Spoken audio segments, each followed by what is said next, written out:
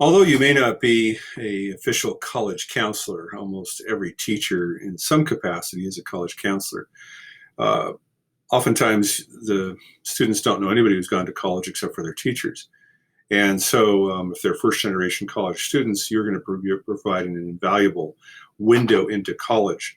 And even if they have gone, been in a multi-generational college going family, still to get input from you and insights from you is going to be very valuable. So this activity is to try to apprise us of resources that are going to help us in terms of doing college counseling with our students, either officially or unofficially, which is more likely the case.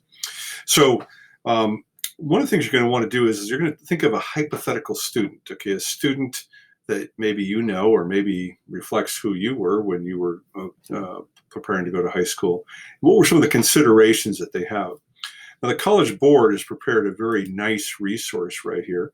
The College Board has this resource that allows us to do some filtering. So if you have 3,713 college options, that's quite a few.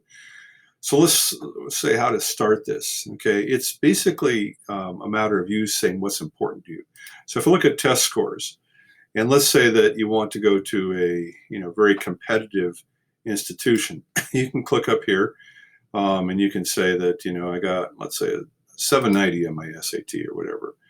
And again, some colleges are pulling back from using SATs at all. But the idea is you can choose in here the various different preferences. And then say, okay, is selectivity important? Do I want to go to some place which is really quote unquote prestigious, which is very highly selective, or something which is more open? So as you're choosing the options right here, it's going to start to limit the choices and so forth of the colleges that would be appropriate for you. So help your students go through this, understanding what the difference is between going to a 2-year community and a 4-year college, et cetera.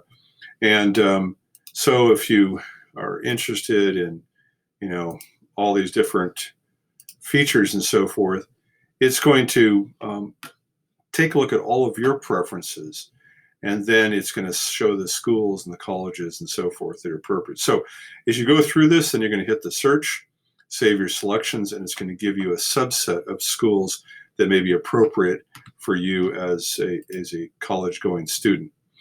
Now, you're also going to be advising parents, whether you think you are or not, because the students are going to say, how am I going to pay for college? College is hugely expensive for families. But if the schools have demonstrated financial need, there is almost always an avenue available for them. Probably the greater challenge is for those students whose parents make just enough so they don't qualify for financial need, but not enough to really do it well. Anyway, that being said, FastWeb is probably the best place to begin, because FastWeb is going to be your connection to FAFSA and financial aid. FAFSA is the free application for student aid. And but as you go through this, you're going to be familiar with the kinds of things and the parameters that students are going to need for they're applying for college education. So again, I'll let you kind of figure that out on FastWeb and some of the other resources that are here.